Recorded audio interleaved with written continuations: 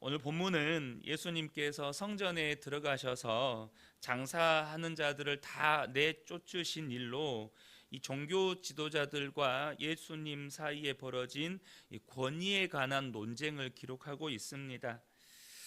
그리고 예수님께서 그 논쟁 후에 포도원 농부의 비유를 통해서 또 다시 한번 그들에게 말씀하고 계시는 것이죠.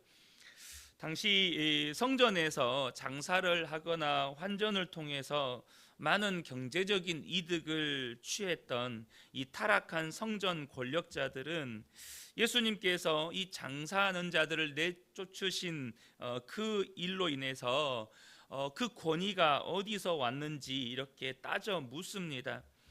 그런데 이렇게 예수님의 권위, 그러니까 다시 말씀드리면 성전에서 장사하고 환전하는 자들을 다 내쫓으신 이 권위가 어디서 왔는지라고 이 묻는 것은 그들이 예수님의 권위를 알기 위해서 묻는 것이 아니고, 예수님이 하신 일로 인해서 자신들이 경제적 이득을 지금 취하지를 못했잖아요. 당시 성전의 상황을 보면 이스라엘 백성들, 많은 디아스포라 유대인들이 그들의 절기, 예를 들면 유월절 이런 절기들이 되면 그 멀리서 성전으로 다 모여듭니다. 그래서 그곳에서 하나님께 제사를 드렸는데, 뭐 짧게는 며칠이지만 멀게는 몇 달을 이동해서 오는 경우도 있습니다. 한 달, 두 달 이렇게 이동해서 오는데, 그렇게 올 때 집에서 분명히 좋은 재물, 그러니까 뭐 소가 됐든 양이 됐든 좋은 재물을 이끌고 오지 않겠어요? 근데 이 양이나 소나 이런 것들이 한 달, 두 달 여행을 해버리면 살이 쏙 빠져가지고 좋은 재물이 안 되는 거예요. 그래서 그곳에서 이들이 성전에서 이런 재물로 쓸 수 있는 양이나 소를 팔았습니다. 그런데 이 성전에서 이것들을 관리하는 이들이 더 많은 이득을 취하기 위해서 좋지 않은 소나 양을 팔면서 비싸게 받는 거죠. 그렇게 해서 경제적인 이득을 취하고, 또 이 사람들이 흩어져서 이렇게 살다 보니까 각 나라의 화폐를 쓰지 않겠습니까? 근데 이곳에서는 오직 달란트만 헌금으로 받는 거예요. 그러니까 또 환전을 하는데 그 환전을 통해서 또 수많은 이득을 취하는 거죠. 똑같이 1,000원이면 1,000원의 가치로 환전을 해야 되는데, 이 사람이 1,000원을 가져다 주면 자신들은 이것을 더 가격을 떨쳐가지고 바꿔줌으로 인해서 경제적인 이득을 취하는 거예요. 그런데 예수님께서 그날 다 이걸 뒤엎으신 거죠.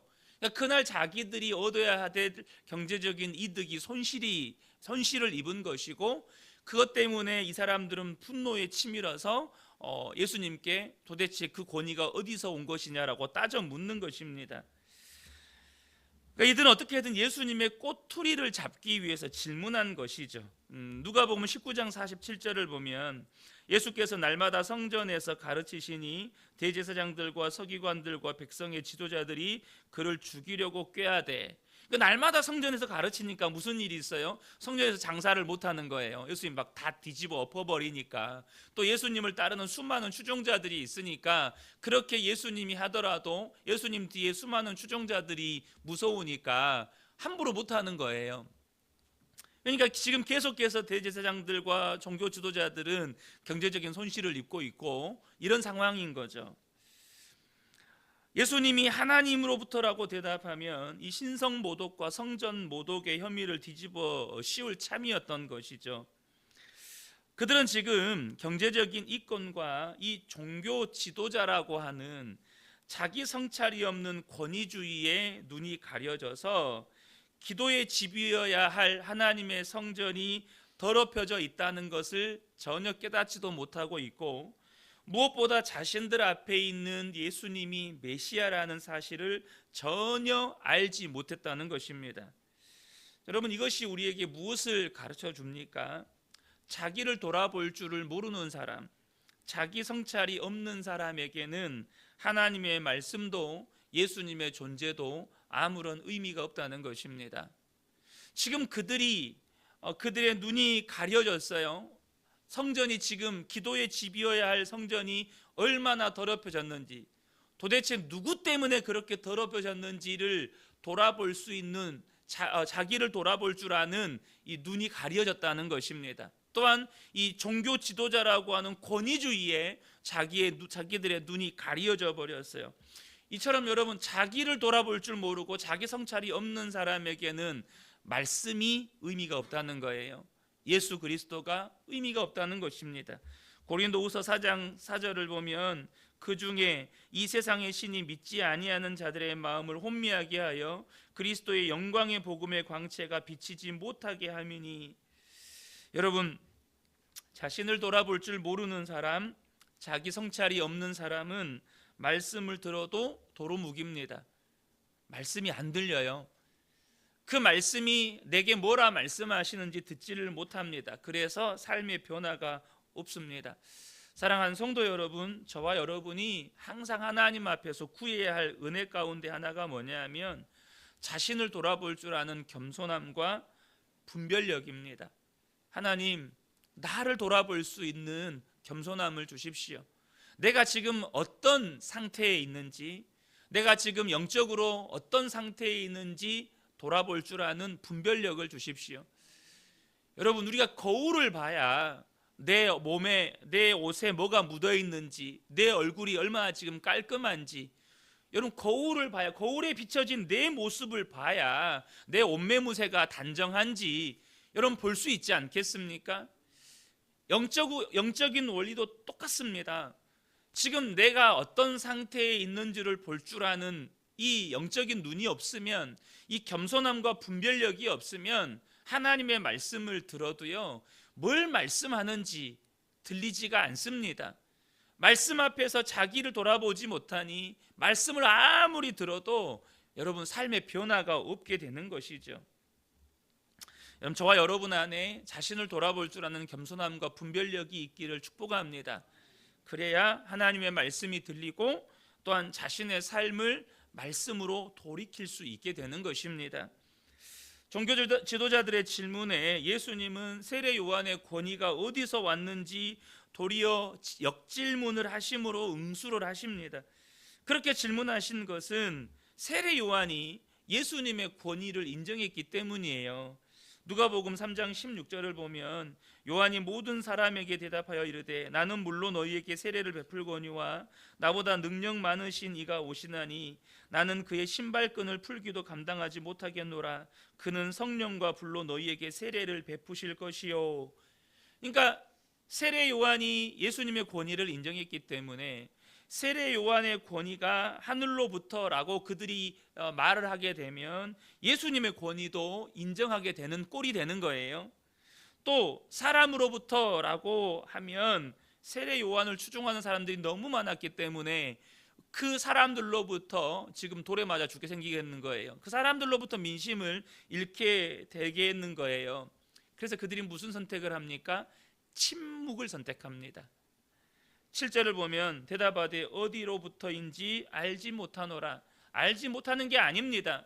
그들은 이도저도 하기 못하니까 이렇게 하면 예수님의 권위를 인정할 것 같고, 저렇게 하면 사람들로부터 비난받을 것 같고 민심을 잃을 것 같고, 다 알아요. 아니까 침묵하는 걸 선택하는 겁니다. 이러나 저러나 자기들한테 이득될 게 없으니까 비겁한 침묵을 선택하는 거예요. 여러분, 우리가 신앙생활을 할 때 이렇게 말씀의 도전을 받을 때가 있습니다. 무슨 말입니까? 네가 믿는 하나님이 어떤 분이냐, 네가 믿는 하나님이 도대체 어떤 분이냐, 이런 말씀의 도전을 받을 때가 있어요. 우리가 세상 속에 살아가잖아요. 그러면 말씀이 우리의 입장을 분명히 하라고 도전할 때가 있습니다. 예수님의 권위를 인정할 것이냐 말 것이냐, 우리의 입장을 분명하게 하라고 도전할 때가 있어요. 당장 우리 아이들이 대학교에 들어가거나 사회생활을 하거나 군대를 가거나 우리 성도님들이 사업을 하거나 영업을 할 때 세상이 우리에게 타협할 것을 권합니다.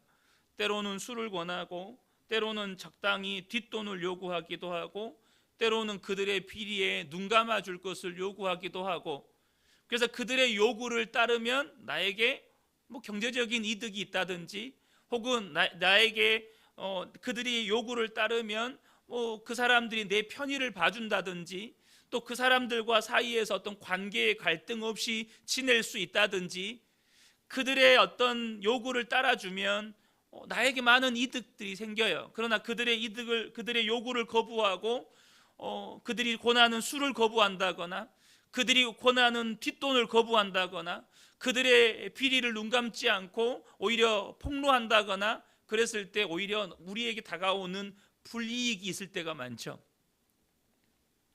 그때 하나님이 우리에게 도전하시는 거예요. 네가 믿는 하나님은 어떤 하나님이냐. 근데 어떤 성도들은 비겁한 침묵을 택할 때가 있습니다. 적당히 술을 받아들이고, 적당히 뒷돈을 갖다 주기도 하고, 적당히 그들의 요구에 부합하는 행동들을 취하는 거죠. 사랑하는 성도 여러분, 우리의 상황이 처지가 어떠하든지 예수님은 그리스도이십니다. 예수님은 살아계신 하나님이십니다. 저와 여러분이 그 말씀의 도전 앞에 우리의 입장을 분명히 하셔야 합니다. 여러분, 비겁한 침묵은 여러분 우리의 신앙 자체를 부정하는 것뿐만 아니라 예수를 부정하는 것입니다. 예수님을 부정하는 거예요. 그들은 자신의 이득을 위해서 예수님에 대한 침묵을 선택합니다. 이도저도 아닌 애매한 태도를 취하는 거예요. 여러분, 신앙은요 중간지대가 없습니다. 이도저도 아닌 여러분 어중간한 태도는 불신앙이에요. 내가 이도저도 아닌 어중간한 태도를 취하는, 내가 예수님을 부정한 건 아니지 않습니까? 그건 단지 그냥 내가 입을 다물고 있는 것뿐이지 않습니까? 제가 언젠가도 그런 이야기 드렸지만, 어느 교회 다니시는 집사님이 점심때마다 직원들하고 직원 식당에 가서 식사를 하는데, 직원들 앞에서 식기도를 하는 것이 부끄러우니까 식사하러 가기 전마다 화장실에 들어가가지고 기도하고 가서 밥을 먹었다는 거 아니에요. 사람들이 보는 앞에서 식사 기도하는 게 부담스러워서. 근데 어느 순간 자신이 그렇게 비참하게, 내가 이 정도밖에 아닌가, 너무나도 비참한 생각이 들었다는 거예요. 여러분, 제가 청소년들을 오랫동안 섬겨왔지만, 우리 청소년들 여러분 급식 시간에, 예전에 제가 한번 어느 교회에 이렇게 우리 그때 중고등부 헌신 예배였던 것 같아요. 헌신 예배였는데 그렇게 큰 교회는 아니었습니다. 초청받아서 말씀을 전한 적이 있어요. 그래서 아이들에게 질문을 했습니다. 그때 그 교회 중고등부 아이들 한 20명 정도 됐는데, 혹시 너희들 중에 학교에서 밥 먹을 때 식기도 하는 사람 한번 손 들어봐봐 했는데, 그 20명 중에 1명인가 2명 손 들더라고요. 중고등부 헌신 예배를 드리는데, 그 아이들이 이제 그 임원들이 예배 인도 순서 맡아가지고 예배 인도하지 않겠어요? 물어봤어요. 근데 한 20명 정도 되는 아이들 중에 식사 기도를 하는 아이들이 1명인가 2명인가 밖에 없었어요. 여러분, 이게 이 아이들만의 모습이 아니라 당장 우리가 세상 속에서 그렇게 비겁한 침묵을 할 때가 있다는 것입니다. 내가 그리스도인인 것을 드러내지 않고 세상이 요구하는 타협 안에 적당히 타협하면서 살아갈 때가 있다는 거예요. 사랑하는 성도 여러분, 저와 여러분이 때로는 손해를 보더라도, 때로는 그로 인해서 사람들에게 손가락질을 당하고 조롱을 당하더라도 예수님이 나의 주님이신 것을 분명하게 고백하는 저와 여러분 되시기를 축복합니다. 이제 예수님께서 한 가지 포도원 농부의 비유로 이야기를 하시는데요, 비유 속의 농부들은 마땅히 바쳐야 할 소출을 바치지 않고 주인이 보낸 종들을 폭행합니다.